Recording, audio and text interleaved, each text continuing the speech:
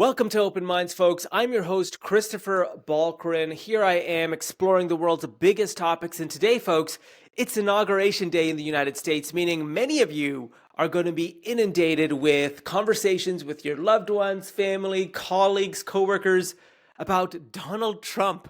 And I'm sure many of you are wondering how to navigate that. So in this video, I'm going to share with you what's worked for me, deeply rooted in spirituality, and I'll even tell you what it has to do with this wonderful painting by Norval Morrisseau. Folks, if you haven't already, hit that like button, hit that subscribe button. So you might be asking, folks, what authority do I have to say about how to navigate political conversations? Folks, I've been running the Open Minds with Christopher Balkrin podcast for the better part of 5 or 6 years, and I've covered pretty big topics, inviting researchers on who do not share typical mainstream views. On climate change, I invited Judith Curry on. Basic income, I've invited people who are for and against it. On tobacco, I invited Brad Radu on, who has a very different opinion on tobacco control. Cliff Douglas, another. I've invited people on from different backgrounds, gun control here as well, anything you can think of. And I've been able to do so because I truly do believe that their voices add to a conversation and they're not being highlighted through mainstream media or through other avenues that we typically hear political opinions or diverse opinions.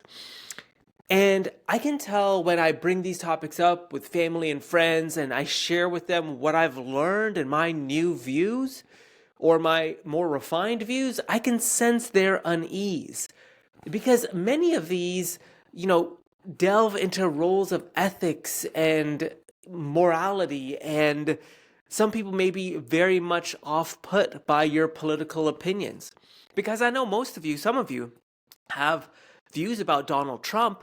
You may agree with him on some things, disagree with him on others, but are absolutely terrified to tell any one of your close friends or family that you agree with Donald Trump because of the brand in which he is or the person that he represents, or the list goes on. So you self-censor, and then you have this internal battle. You ask yourself, well, how come I've had to listen to that person's politics, but I can't share my own? And folks, I'm with you. I was there with you. I'm still there with you. And it was year after year after year until I realized spirituality as a means to let go and be okay doing the duty that you have in front of you. And I'll explain that in a second. But I think at the root cause of the internal turmoil you're feeling is because you, just like myself, we have identified who we are with our politics, right? So politics is made up of people on the left, on the right, on the center. It's a span, and all of us have different opinions, and that's fine. That's actually what adds to a political discourse, a public square. We need different opinions to showcase different perspectives. Otherwise, the tyranny of the majority really starts happening. But the reality is that you're not your opinions, right? Because your political opinions are based on a whole host of things that you have been through in your life. Right? So if you are the son or daughter of small business owners, chances are you've heard consecutively at the table taxes and how hard it is to run a business. Even though you may be more left or right or whatever, you have a different perspective on what it takes to run a small business than someone who doesn't, and how that dovetails into politics. If you were born to a very political family, you may agree with them on some things and disagree with them on others, but otherwise you are predisposed to engaging in politics based on your family and their opinions. Now, this doesn't happen all the time, but it's just based on your own experiences growing up. And so your opinions are very much molded by things that have happened to you in your life, your environment, how you were raised, etc. Those things do play an impact in your opinions and what you believe. In fact, you may have seen things firsthand and thought to yourself, I could make my own money and pay for my own healthcare. Or you think, man, I'm so glad public healthcare exists because I wouldn't have been able to afford this life-altering surgery or or health supports that I needed or my family needed. So those things really do drive your opinion very much. But in doing so, in driving your opinion, what happens, and what happens often, is we then tend to think of those who have a countervailing opinion as an adversarial opponent of some sort. If you're fighting for public healthcare, someone who's talking about private healthcare isn't another voice in the public square. It's an adversary. It's an opponent to your opinion. And that opponent needs to be fought against, which is why I don't personally agree with the idea of saying you're an ally, because it senses that there's like a fight and you're entering into a sphere with a fight. So as you develop these opinions, what sometimes happens is people believe that those opinions are in fact indicators of a war that you're going to fight with someone who disagrees with you. But instead, the more nuanced position is, these are my opinions. It is based on a series of factors, and that's it. That's literally it. It's based on a series of factors, and that's it. And so once we internalize that these are just our opinions based on a series of factors, we start understanding that our opinions are no longer us. They are, in fact, part of our upbringing and our environment and things that we've been through. And so this starts separating us, ourselves, from our opinions, right? So again, son or daughter of small business, son or daughter of a union member, son or daughter of lawyers or doctors or politically affiliated family members or politicians themselves, your experiences all shape your politics. You know, if you're a son or daughter of a first-generation immigrant, you have a very different perspective on, working hard and getting into school, etc., versus someone who isn't a son or daughter of an immigrant. If you're First Nations from a rural community, politics is deeply entwined as part of your cultural identity as well. So all of these voices are necessary for our public square. The second point I wanted to raise is that your opinion, despite what you may think, again, it isn't who you are, and I'll get to that in a second, but it actually is just an opinion. And I want to really reiterate that. It is just an opinion. You can study and build up enough research to further support your opinion. But at the end of the day, it is an opinion. If we do believe in the public square and in democracy, there's going to be trade-offs, and a more moderate approach seems to be always the tone that we need to take. So in recognizing these are your opinions, it isn't your way or the highway. Along the way, you're going to have to learn how to negotiate your opinion with others. So where does spirituality come in all of this? Well, I recently discovered that discovering the true self lets go of the need of sharing an opinion in the position of, I want to win you over to my side. Because in discovering the true self, you recognize, again, your opinions are not your own. So the true self is that which is observing life. Now, I know there's a lot of studies on consciousness, and it's very deep, and I encourage all of you to explore it. But at the end, at its core, self-inquiry is the observer of your life on earth today. So the observer is the one that is observing life, like someone sitting down in a movie theater and watching the screen of your life play out. That is who you are. That is your true essence. And this is in Vedanta studies, in Advaita Vedanta studies, in Hinduism. It is the observer of life. So you are the observer. You are the experiencer.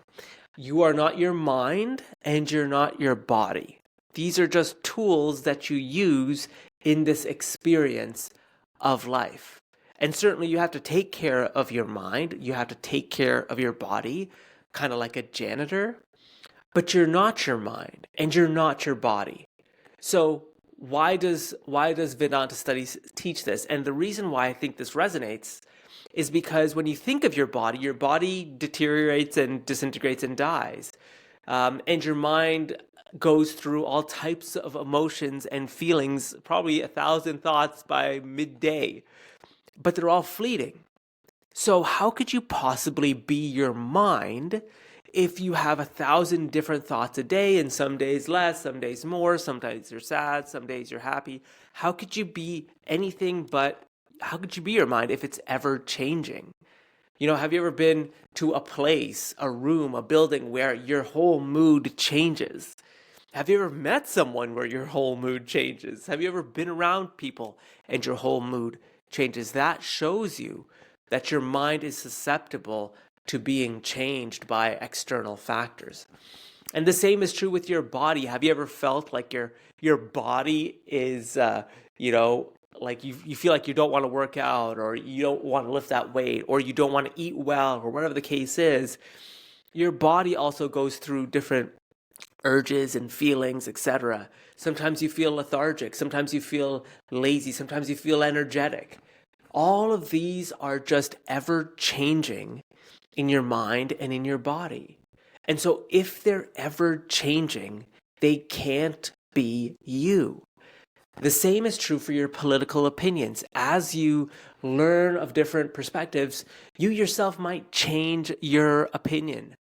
I often ask my friends this on the right and the left, but mostly on the right. I say, I don't fully agree with Donald Trump on, say, his policy on the Abraham Accords, because I think only 3 of the 27 countries signed the Abraham Accords, and none of the Abraham Accords recognized Palestine. And I do think that's a major sticking point, and it's a big thing. And that's one thing where I think this requires more nuance. And I noticed people saw my perspective, but they weren't okay saying it. And then I just let it go. And I noticed that in that moment, I was able to connect with some people and spark a dialogue inside their minds that they didn't think before. And so that lets me know, and perhaps lets them know, what they believe to be true in their mind can be changed. So if their opinions are, I'm a Trump supporter through and through, but wait a second, Christopher does raise a good point about this, or the drones, or this. There's a lot of things where some Trump supporters might feel like, I can see the other side. I said this before too. Joe Biden, surprisingly, signed into law more oil and gas projects than any other president, including Donald Trump. And when I talk to my friends on the right about that, they're absolutely surprised by it. And their opinions can be more nuanced and changed. So all that to say, as your mind and your body experience new things and hear new perspectives, things can change. So this goes back to your political opinion can't be you, because it does change over time. You may always be liberal, you may always be conservative, but your opinions on certain things may change, may be more nuanced, may be more refined. So you can't be your opinion. It's ever changing. It's ever growing, which leads me to Norval Morrisseau's Tree of Life. Now, I don't think he intended political discussions as part of his painting, but the Tree of Life to me symbolizes something that I think is emblematic of self-inquiry, which is through the growth, you go down these avenues in life and you find sprouting flowers, you find fruit, you find things. Maybe it goes nowhere, but you learn, and that, I think, is self-inquiry. Self-inquiry says, let's go down these different avenues and see where things go. And in doing so, you're letting go of your opinion.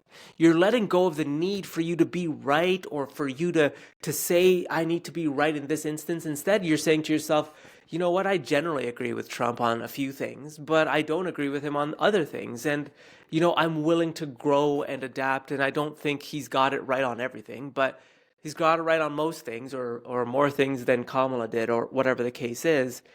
But in that same vein, you're allowing yourself that humility to be open to change, to be open to evolve your opinion as well. And I think what shuts this growth piece down is when we say things both on the right and the left, that this person's the worst thing ever, and I'm fighting against this person for these reasons, and this person's going to be terrible, and that person's all of that tells me that people have identified who they are with their opinion.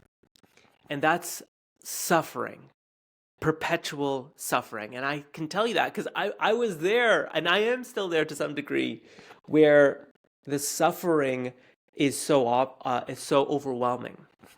Someone's saying something you vehemently disagree with, and you're having this internal battle. Should I say something? Should I not? The reason you're having that internal battle again is because you've identified who you are with your opinion. The internal battle does not exist if someone says something and you say, yeah, I just don't see that point, and here's why, but it's all good. You say that, it gets everyone's guards down, and if they want to pick a fight with you, you can say, listen, I respect your opinion, but, this is what I think, and this is why I think what I think. And I don't think the government has a role in X, or they should have a role in X. And I don't think that it's the best way forward in what they're doing. But again, that's just my opinion. And when you start doing it that way, when you start letting go, you open everyone at the table up for not only a new opinion that they may not have known before, but you let people know that you're not attached to your opinion. It's just your opinion. And so I'm hopeful that through self-inquiry, and I know this is a very new concept for some of you, but really, who you are, and again, I don't want to be too preachy, but every religion kind of talks about this. So, for example, in Christianity, Jesus Christ talked about the Holy Spirit, and he did have that human moment of the agony in the garden. But Jesus still went through, carrying the cross, symbolizing all the crosses we have to carry in our lives. He went up the hill, got crucified, and then resurrected as a sign to say, listen, you're not your body. You're not your mind. You are the divine incarnate. You are something beyond. And that something beyond it's not, words can't describe that. But what you believe that you are chained, so what you believe you are here on earth, if it's attached to a sense object, a political ideology, a person, money, if you truly believe your worth or who you are is attached to a person, a place, a thing, money, if you think any of that, you've identified yourself with a sense object, which then leads down a path of suffering. So the better path, I think the only path other than that, which does not lead to suffering, is to say, I have observed things in my environment. This is what I think, and you let it go. You walk away and say, this is what I think. You let it go and you refer back. And then if people come at you, you say, listen, it's just what I think. You can disagree, that's fine. But I don't identify myself with my opinion on X, And so you might be thinking to yourself, Christopher, but there are politics and opinions where I'm deeply attached to because of my identity. Being a brown man, being a woman, being, et cetera, et cetera. And to that, I would say, again, what the ancients would say is you're identifying yourself with your gender, with your race, with your ethnicity, with your height, with your competency. You're attaching yourself still with a sense object, and it will cause you suffering, right? So if I say to you, you're being racist because you're not, you're not thinking of myself as a brown man, etc., I am extending my suffering to you because I've identified my true self with my skin color, and you don't get that right.